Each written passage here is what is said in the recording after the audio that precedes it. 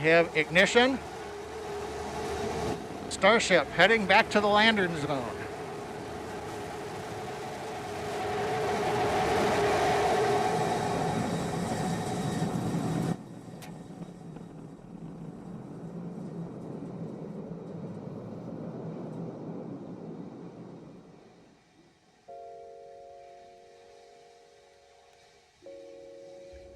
It landed, it landed. Let me tell you why it's a big deal. So, really basic. Before Elon, the rockets were disposable. You will have your first stage, your second stage, and whatever cargo you are sending up. The first stage is basically a few rocket engines and a lot of fuel, same as the second. And then here, that is where either the astronauts go or the satellites or whatever cargo they're sending. So this is effectively what you can use. And all of this is discarded. Let's make it like that. So you would send it, the rocket, and after a few minutes the first stage would disconnect and it would just fall to usually the ocean. And you would just lose the first stage with all the rocket engines. The second stage and the capsule or the cargo would keep going, would enter the atmosphere, and then once it's in orbit, the second stage will disconnect and will fall back, but it will just burn on re-entry on the atmosphere. So basically you're throwing away 85% of your rocket, either sunk on the bottom of the ocean or burned in re-entry. And then you would just have the capsule with the astronauts or the cargo doing the mission, going either to the ISS or deploying the satellites or whatever. So that's before Elon. After Elon and after like 5 years ago, what he started doing is to recovering the first stage with the Falcon 9. The Falcon 9 rocket. So all of a sudden you have 9 rocket engines on the first stage, but instead of just giving up on this piece of equipment and letting it fall to the ground, it would just boost itself back and land. So all of a sudden you just saved the most expensive part of the ship, which is the first stage, because it's the one with the most rocket engines.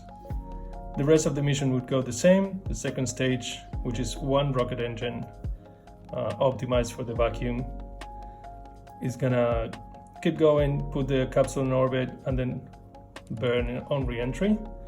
And then the Dragon capsule would do the mission like always.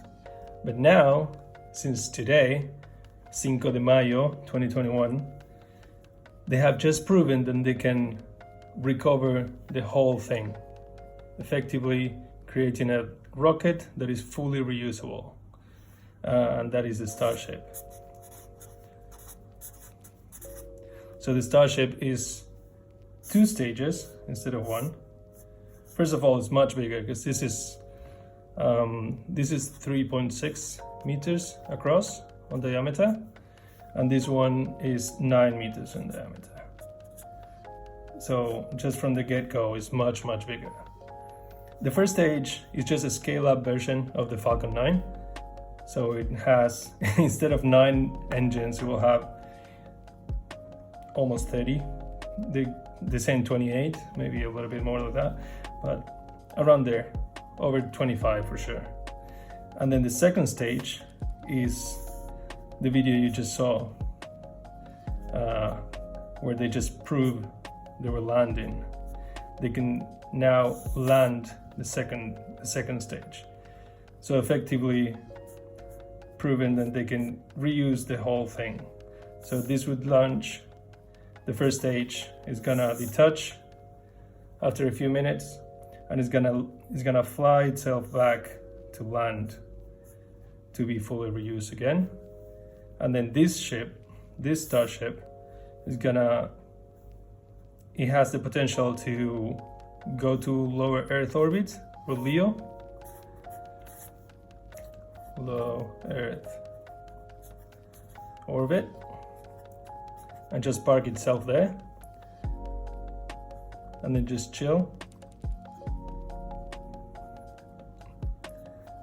The whole plan is to be able to make a bunch and refill this ship, make sure it's full of fuel again, and then you can go off to Mars, to the moon, to whatever you want.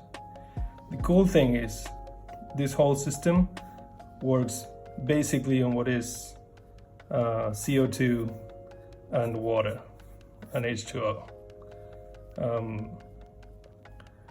which you can combine into CH4, so methane and oxygen, liquid oxygen. So that's the fuel that this ship uses. It's methane and liquid oxygen. The cool thing about that is that you can find this. I mean, you can find this and then convert it into fuel on Mars. So now you have a spaceship that can go to Mars, refuel, and then come back and then land. That's what they've proven today. They've proven that they can land the whole thing. And it's amazing because now, before, it would take you like 10 years to make a rocket, and then you would just send it and dispose of it. Now, SpaceX with the Starship and Elon Musk, they can crank this up. They making one of these every 2 weeks, and they're blowing them up and they're trying them. So the vision is to be able to make hundreds of these, fill them up, park them on orbit, send them to Mars, refuel them, bring them back, and have a fully laid out system of interplanetary travel. And that is not science fiction anymore. That's reality. They just proven they can use the whole thing with methane and liquid oxygen and land it and build it. They just proven that. It's amazing. I'm so excited. What else did I want to say? Oh yeah, dimensions. This is what you usually see astronauts in. It's just like a little room, 4 people, 3 people, no more than that. It's 3.6 meters across. So it's not very big, and you can send 3 people for a couple of days. There's no toilets, it's not very comfortable. This ship is 9 meters across. So if you look up and you look at the room that you're sitting on now, it's probably like 4 meters across. So imagine 9, and then imagine 20 meters up, because this is, so from the Starship you have, let's say 60% is propellant. So all of this is a usable area for people.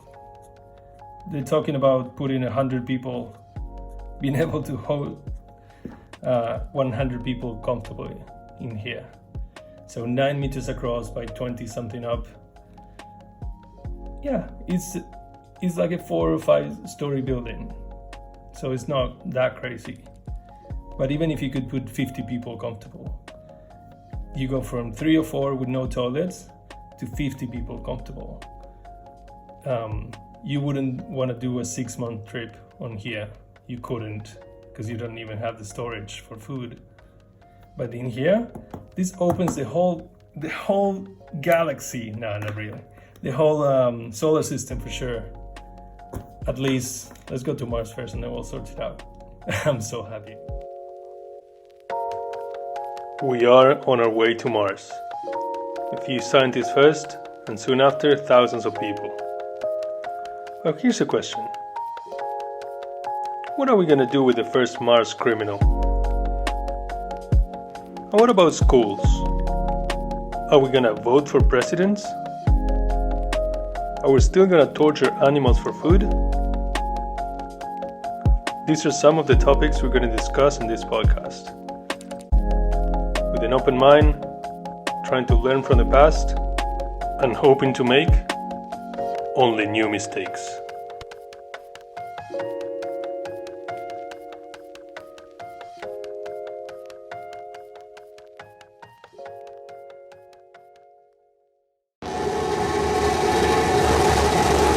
And we have ignition. Starship heading back to the landing zone.